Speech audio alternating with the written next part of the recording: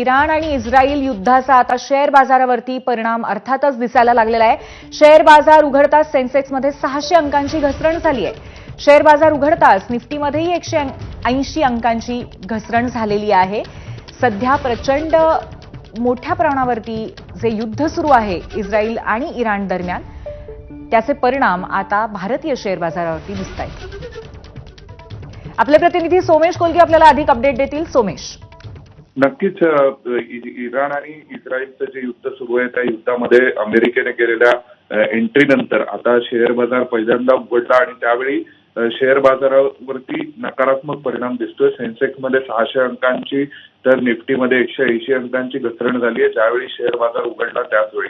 पण तेव्हाच काही ज्या कंपन्या आहेत कोचिन शिपयार्ड सारख्या किंवा ज्यांचे इस्रायली तंत्रज्ञानासोबत काही करार झालेले आहेत म्हणजे तर त्यामध्ये एक प्रकारची वाढही पाहायला मिळते। पण इतरत्र वाढत्या तेलाच्या किमती वाढू शकतात किंवा इतर भीतीमुळे शेअर बाजारावर आता नकारात्मक परिणाम दिसतोय इराण सोबत सुरू असलेल्या संघर्षाचा। बरोबर आहे। धन्यवाद सोमेश, आपण दिलेल्या माहितीबद्दल।